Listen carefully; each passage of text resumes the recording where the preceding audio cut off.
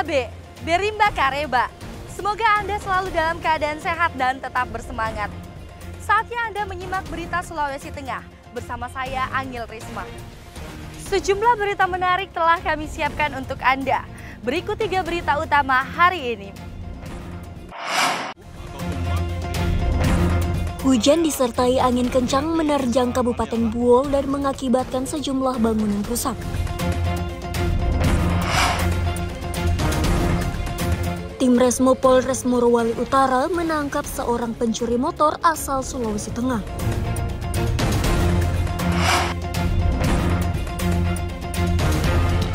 Limbah kulit pepaya ternyata bisa diolah menjadi pakan ternak.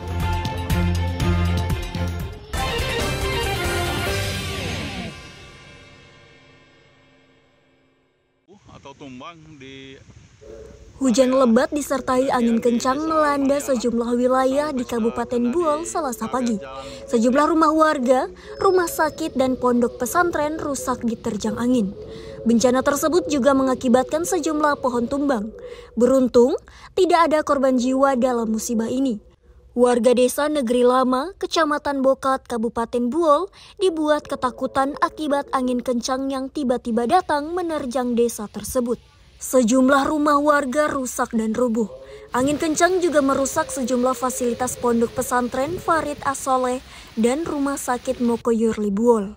Tidak hanya itu, angin kencang juga membuat sejumlah pohon besar tumbang. Ada yang menutup badan jalan dan ada pula yang menimpa bangunan. Beruntung, musibah ini tidak menimbulkan korban jiwa. Ada sebagian MCK Putri, Asrama Putri, MCK Asrama Putra, sebagian Asrama Putra dan juga sebagian Asrama Putri rusak akibat badai angin. Ada kurang lebih 4 bangunan yang rusak. Alhamdulillah kalau korban dari anak-anak santri ataupun pengurus dan juga pengasuh tidak ada korban jiwa atau yang terluka. Pihak Badan Penanggulangan Bencana Daerah Kabupaten Buol langsung turun tangan meninjau titik lokasi bencana. Pihak pemerintah daerah akan berusaha membantu warga yang terkena bencana.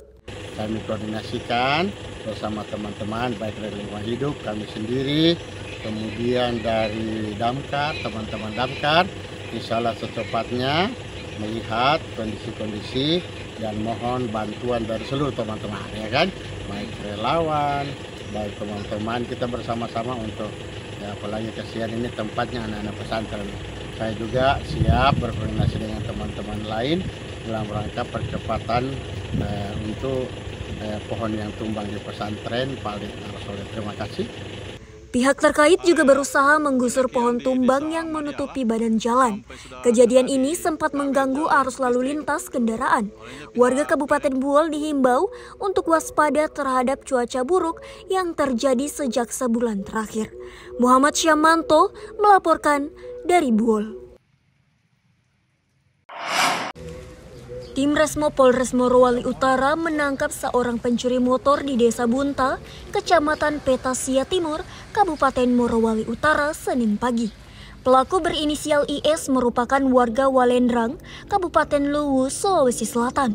Dari tangan pelaku, polisi menyita 1 unit sepeda motor hasil curian.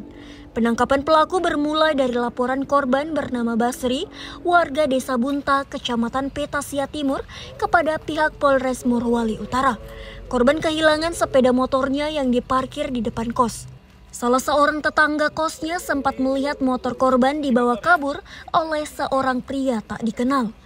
Polres Morowali Utara yang menerima laporan tersebut langsung menerjunkan tim Resmob untuk melakukan penyelidikan.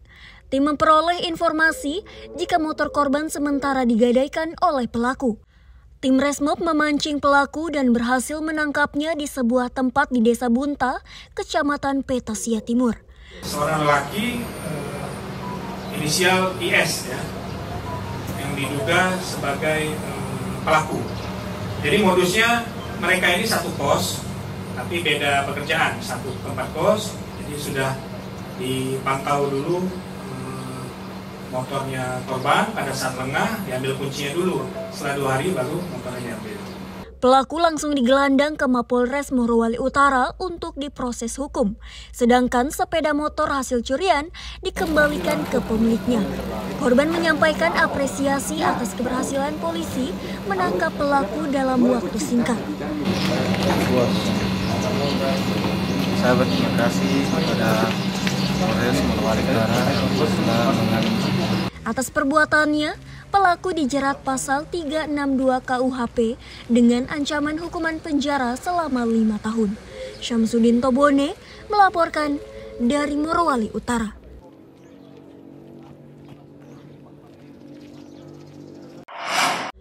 Pemerintah terus melakukan inovasi memberikan pelayanan kesehatan kepada masyarakat. Saat ini, program yang disiapkan adalah pemberlakuan kelas rawat inap standar alias KRIS. Program KRIS akan diluncurkan di Sulawesi Tengah pada 30 Juni 2025 mendatang.